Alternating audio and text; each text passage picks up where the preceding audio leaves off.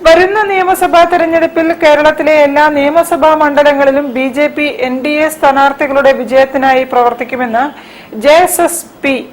ജില്ലാ സംസ്ഥാന നേതാക്കൾ വാർത്താസമ്മേളനത്തിൽ സംസാരിക്കുകയായിരുന്നു. എല്ലാ അർത്ഥത്തിലും കേന്ദ്ര സർക്കാർ ഈ വികസനത്തിന് വേണ്ട ഫണ്ട് വിതരണം ചെയ്യുന്നു നല്ല രീതിയിൽ. അതിനൊരു സർക്കാർ, കേരള സർക്കാരെ സംബന്ധിച്ച് അതിന്റെ പ്രൊപ്പോർഷണേറ്റ് ആയിട്ടുള്ള ഇത് കണ്ടെത്താൻ കഴിയുന്നത്. അവിടെയാണ് ഒരു വികസന മുരടിപ്പ് ഇവിടെ ഉണ്ടാകുന്നത്. പക്ഷെ കേന്ദ്ര സർക്കാർ ഒരുപാട് കാര്യങ്ങളിൽ സാധാരണ ജനങ്ങളുടെ ക്ഷേമത്തിന് വേണ്ടിയിട്ടുള്ള ഒരുപാട് കാര്യങ്ങൾ ചെയ്തു വരുന്നു.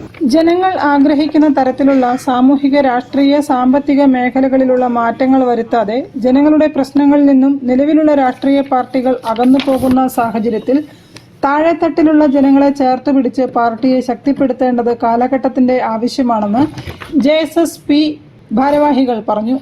ഗൗരിയമ്മയുടെ സ്വപ്നമാണ് അധസ്ഥിതർക്കും പാവങ്ങൾക്കും വേണ്ടി പ്രവർത്തിക്കുക എന്നതെന്നും ഭാരവാഹികൾ വിശദീകരിച്ചു. ജനാധിപത്യ സംരക്ഷണ സമിതി പാർട്ടിയിൽ നിന്നും പ്രൊഫസർ എ.വി. താമരാക്ഷനെ പുറത്താക്കിയ പശ്ചാത്തലത്തിലാണ് നിയുക്ത സംസ്ഥാന അധ്യക്ഷൻ വാർത്താ സമ്മേളനം നടത്തിയത്. താമരാക്ഷൻ പുതിയ പാർട്ടി ഉണ്ടാക്കാൻ പോയതാണ് ഈ പ്രതിസന്ധിക്ക് കാരണം. വാർത്താ സമ്മേളനത്തിൽ സംസ്ഥാന അധ്യക്ഷൻ അഡ്വക്കേറ്റ് സി.പി. അജയകുമാർ, ജില്ലാ സെക്രട്ടറി ജസിന്ത് വി, ജില്ലാ പ്രസിഡന്റ് രാമദാസ് എന്നിവർ സംബന്ധിച്ചു. News bureau, Kozhikode.